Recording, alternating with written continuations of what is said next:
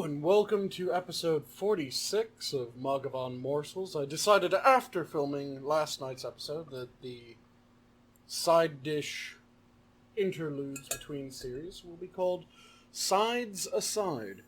So this will again be another Sides Aside video, and in this one I'm going to show you how to make a fairly basic Yorkshire pudding. So it starts off really easy. 3 large eggs. So crack them into your bowl.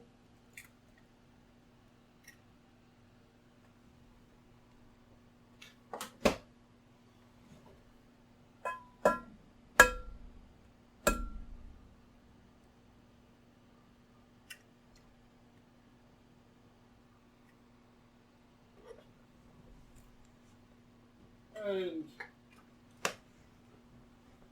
this is number 3. Put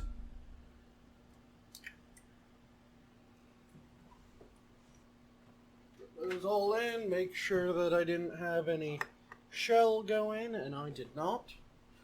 So now you just want to break the yolks and whip these together. Or mix these together, rather. You don't need to really whip them, you just want to get them so that they're fully homogenized effectively.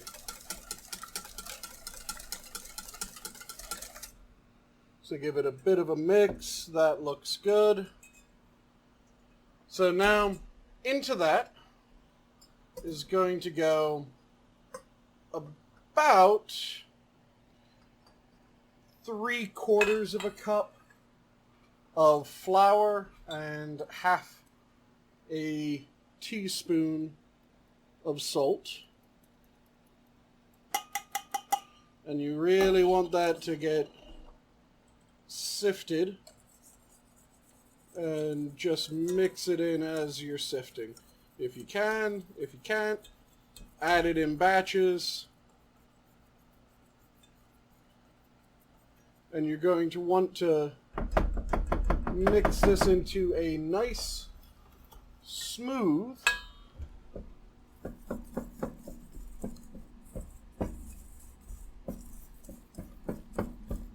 but thick looking batter to start. So as you go, it'll get to look a bit smoother.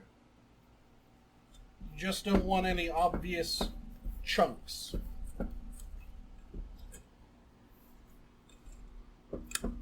And that looks fairly smooth. It's just really thick. So we're going to be watering this down with whole milk. And this is about 2/3 of a cup of a good whole milk. Get this out of the way. And again, you want to mix this until the egg and flour mixture is no longer thick. You want it homogenized throughout.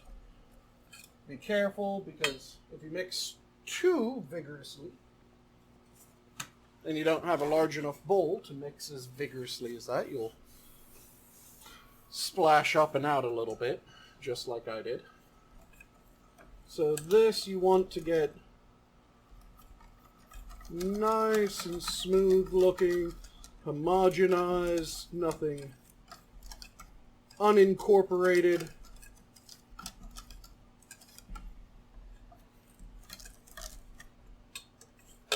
And this is looking pretty good. And now the important thing is you want to let this rest at room temperature for about an hour. You don't want to refrigerate it. You don't want to cook it right away. You need to give it that little bit of time to rest. Oh, by the way, I'm not sure if I mentioned the flour was just all-purpose flour. It wasn't bread flour or anything like that. It was just a all-purpose flour. So let this rest for about an hour, And then you're going to want to, you can make this in a muffin pan, large muffin pan. You can make it in a cast iron skillet, anything like that.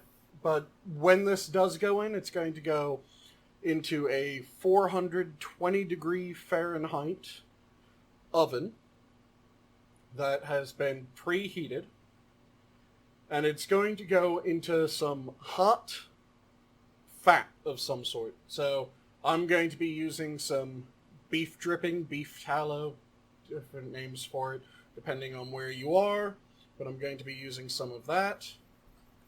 And I'll be letting this cook up in that. You want the fat to be hot. You want the pan to be hot, the oven to be hot, so that this really puffs up enough. And you don't want to be opening your oven, closing your oven, opening your oven, closing your oven a lot, because if you do that, you aren't going to get enough rise out of the Yorkshire pudding, because it puffs up just from that egg in there catching air as it cooks up nice and quick due to the fat in the bottom, and it will kind of balloon up almost. So it's a lot like the German pancake, aka Dutch baby, that I made, and the popovers that I made earlier on. In fact, popovers are kind of the American Yorkshire pudding, just slightly different. This is a little bit eggier. So I will join you guys back after this has rested for an hour and my skillet that I'm going to be using to bake up a nice big Yorkshire pudding is heated up to that 420 degree heat, and the fat's been heated up. And I'll pour this into the center and then stick it right back in the oven. In fact, I might not actually do that on camera. You just want to make sure that you have a fair bit of fat in the bottom of your chosen vessel to bake in. So about a tablespoon or two fat, if you're using a muffin tin, will do perfectly fine. But you don't want to fill it up all the way, just like when you're making the popovers. You want it at most like half to 3/4 when you start pouring in. So I'll catch you guys back once these are done. Okay, so here we are again, back at the desk, after the Yorkshire pudding has come out. This is an absolutely enormous one, as you can tell. Just a lot of people have made comments about how big my hands are, and this is about 2 of them. So this would be a bit of a family size Yorkshire that you would be able to split into quarters and serve up on different plates. It's, again, like I said, very similar to the Dutch baby and very similar to the popover. If I would have made it in a muffin tin, then they would have come out looking more like popovers. But because I did this in the bottom of a cast iron that I had used to cook up part of my dinner, it ends up looking more like a Dutch baby. So there's a bunch of different ways that you can serve it. I'll be having it with a pan sauce and the rest of my dinner here in a moment. But just to do the flavor without showing you guys the entire meal, because how many times can you guys see me have steak dinner or something like that without it getting somewhat boring? So one way that you can eat a Yorkshire is just with a nice healthy pat of butter. Get that melted down, and I'm just going to stuff it in one of the nice little pockets that Yorkshire puddings end up forming. Like I said, it's just like the Dutch baby and the popover. The way that this ends up leavening is just the egg steaming in these pockets, holding them together, popping up,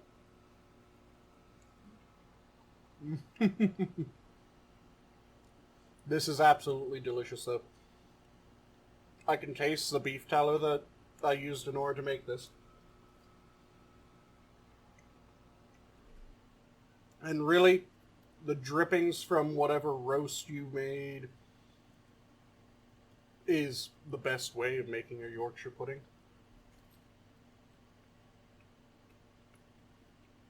Use a good flavorful animal fat. And just like the Dutch baby and the popovers, this is really a flavor vehicle. So, use this to mop up gravy, mop up sauces, cut off pieces of meat, fold it inside this. It's absolutely delicious.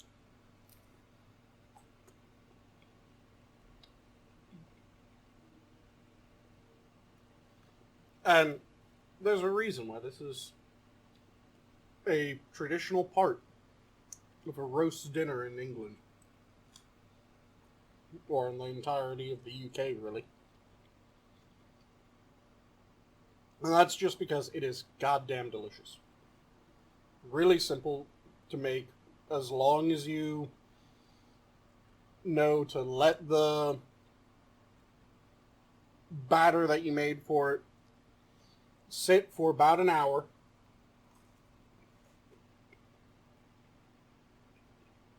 At room temperature. Make sure that your pan's hot enough. And make sure that you incorporate your ingredients well. It becomes really easy. And then you just stick it in the oven. And you don't crack the oven a lot of times to check. You want it to cook pretty much unmolested once it's in. And this took about, I'd say 15 to 20 minutes to cook up like this. It doesn't take long. It's delicious. It's easy. It's a fantastic side to add to your repertoire. Because goddamn, this is good. And it is a flavor vehicle. Mop up your gravies, mop up your sauces, mop up whatever the hell you're making. With a bit of Yorkshire pudding. It's delicious. With that, I'll leave off here and give you guys my normal command, I guess. My normal wish for the future, I would hope is a better way of phrasing it. Of try new things. Try new flavors. Don't forget classics. Return to them every so often. And really just enjoy your food. Because when you enjoy your food, it makes life a lot better. So enjoy your food, enjoy your life. Have a good one all.